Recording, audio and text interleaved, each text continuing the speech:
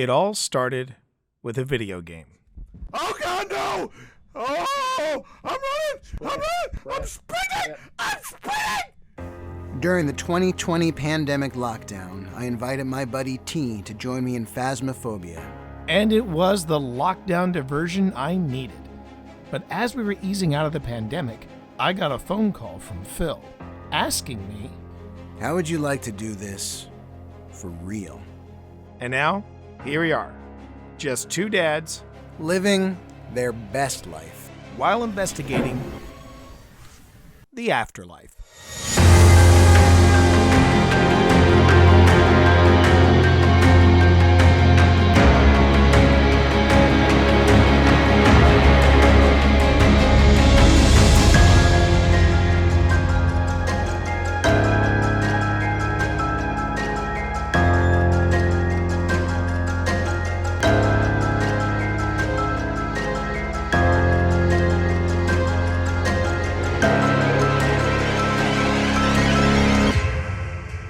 It is another Old Spirits episode, a unusual Old Spirits episode, because we are here to actually, one, give thanks for all of you, because we had an absolutely phenomenal season 2. Oh, what a blast. Great locations. Oh, yeah.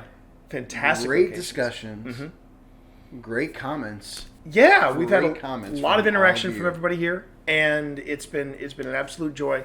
That being said, we have had to pump the brakes and wrap up Season 2 with this episode. Yes. Due to some technical difficulties, and we define technical difficulties as, in the Charleston episode, T forgot to turn on his main camera. And not only that, we found a lot of gear was just shutting off at intermittent points during the investigation, and it just ended up taking a lot more time to go through the evidence than we anticipated. This is not what I would say was our usual kind of investigation. And now that we're doing the more longer, more immersive clips, it's changing the way production is happening. Yeah, and you know what? I'll even say, let's go up to that chalkboard. We'll scratch out immersive clips, and we'll just say we are showing you the investigation, the narrative of our experience at these locations. So I got to ask you, Phil, looking back on Season 2, what was any particular standout? Was there an episode or something new that we did that you really enjoyed? What was it about Season 2 that stood out for you? So for me, Season 2 was, and I don't want to say largely, but a big part of the impact of Season 2 for me was the Candy Factory. Sitting down with all the folks from the Candy Factory and hearing their perspective on what we did coming in as a team. And I think it was a good warm-up when we did the same thing with Wynn Brewer over at Linville Manor. Yeah. And we were able to sit down with Wynn in the same way. That was something that I've seen other paranormal shows do, where they sit down and they reveal the evidence. Yeah, the postmortem. The postmortem. And that was, I now see why other shows do it, because it's really a lot of fun. It was a lot of fun. It was. It really was. One of the things that I will also say that I've enjoyed is watching how we've evolved. How we've evolved in Season 2. We started with the picture-in-picture and the best of and the highlights from the evening. Yeah. And then now we have a new approach to things where we're doing the investigation as an experience. And now moving forward, I think that's going to be phenomenal for how we handle Season 3. It just seemed to be kind of the natural progression of what we've been doing out here. Yeah. If you just look at it from sort of a purely kind of analytical frame of mind, as we were feeling out the art of being paranormal investigators, we were also feeling the art out of how to share this story. And I would say at the beginning it was more of, we have these things that happened that we captured. Right. And so that is what we're going to share. Right. But as we have continued on this journey, we've come to realize that part of it is what we capture on these on these investigations.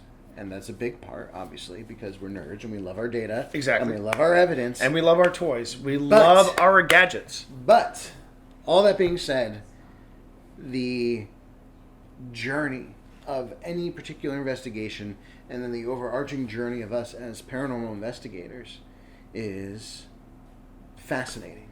As someone who's experiencing it in real time, but also as feedback has been from our viewers that they just have been really interested to watch our progression. I just think that is a thing of beauty. And we'd love to hear from you. We'd love to know what your standouts were from this season as well. So you know what to do. Go on ahead and drop us a comment. And while you're there, like and subscribe to the video and enable those notifications for whenever we put up new content. Because, Phil, why? Because you never know when new content's going to be dropping. And those interactions really help us out at Old Spirits. Thank you. Yeah. Now we look ahead to Season 3. And we're going to kick off Season 3 with the Charleston episode because we are finding out that there is a lot of information. Way more. A lot of data, a lot of captures that we're still sorting through. And I said to the team just this week as we were gearing up, fully prepared to shoot this Charleston episode, I said, I'm sitting on so much good footage. Yeah, me too. And such a beautiful narrative that we need to take some time with this. And that's one of the reasons why we decided this would be the best time to go on ahead and wrap up the season. We're going to break from the rest of this month all the way to March. Now, we're still going to have YouTube Shorts, so you'll be able to see some YouTube Shorts there. And you can also keep an eye on the Paranormal Personals because you really enjoyed my Paranormal Personal. I've enjoyed both of them. Okay, and yeah, So I'm ready to get personal. You can expect brand new content from Old Spirits, the investigations, and the 5 Minute Paranormals in March. So let's talk a little bit about Season 3. What have we got coming up besides Charleston? Well, there's the Bird Theater, right? Which I cannot wait to share with everybody. Special investigation for you. Very special. Very special. And we also have our first distillery. Now, you remember that one, right? Yeah. Yes.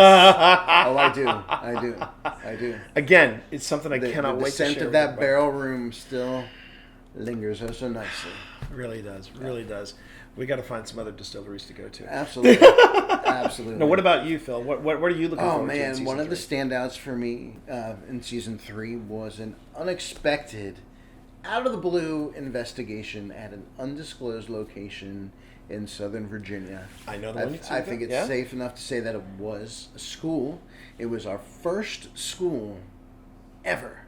And again, it was only the staff's recounting of experiences in the buildings.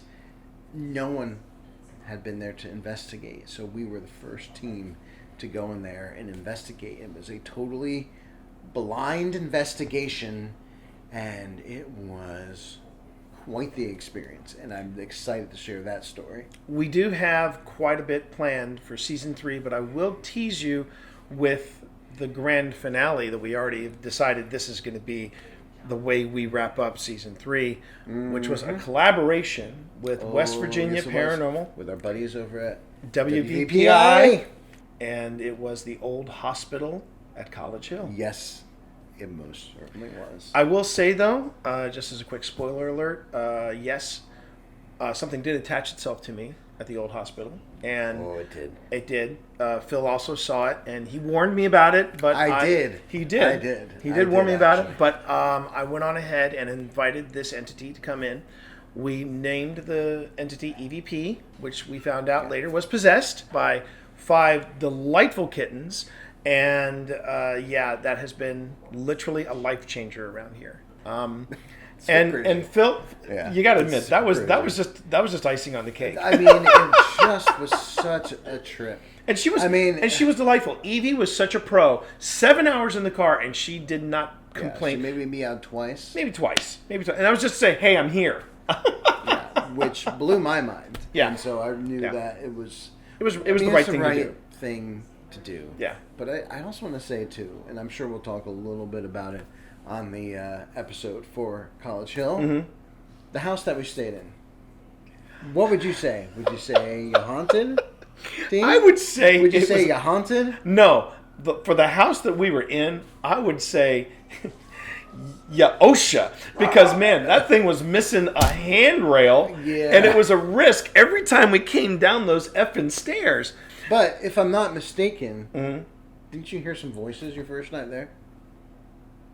Baby, did we hear any voices in the Airbnb? You heard your name. At the old hospital? You heard your name called. Yeah. Yeah.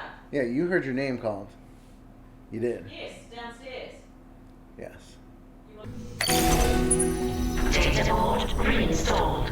System restart complete. You're right. Oh, shoot. Emotional damage. I was so preoccupied by the missing handrail and the cat that I think I totally blocked that out. Yeah. I also remember, and I'm just going to give this as a little teaser for the old hospital in College Hill. I also remember and had a tough time forgetting that very intense Estes auto writing session that we did on, was it the 4th floor? I think it was the 4th floor. Yeah, it was the 4th floor. What a place. I really want to go back. And so do I. And I'd I'd like for Tina to come. I want her to get as many photographs of this place because there was definitely a different kind of vibe about that place.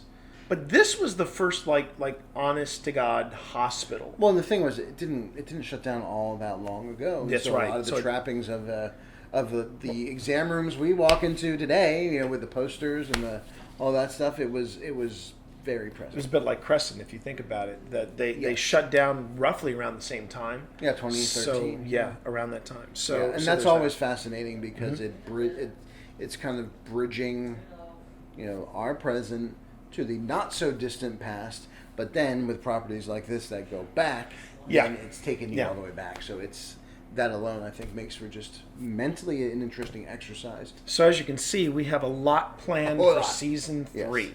And it has been an absolute joy to bring you season 2, to have you grow with us, to see the interaction on the channel, and just getting your feedback on things like taking one investigation, breaking up it into 2 parts, the 5 Minute Paranormals, and your suggestions for them.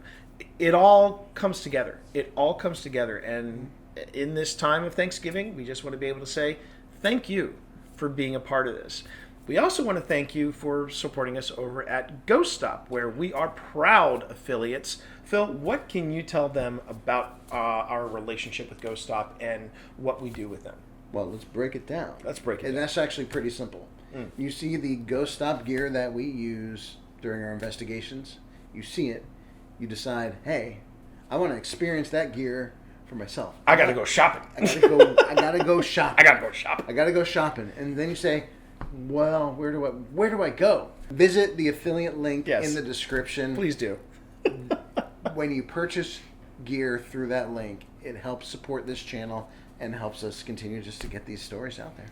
And in closing, I would also like to add another huge thank you, and I know Phil joins me in this as well, to our lovely wives who keep us organized, who keep us lit. But Good job, Tina.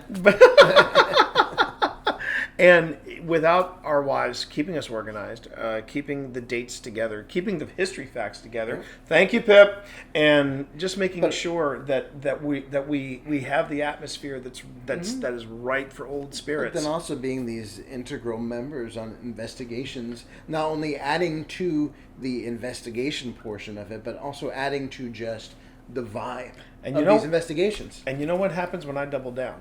I do know what happens when you double down. I'm going to double down. Double down. Expect in season 3 a wives takeover of the channel, because hell yeah, that's happening.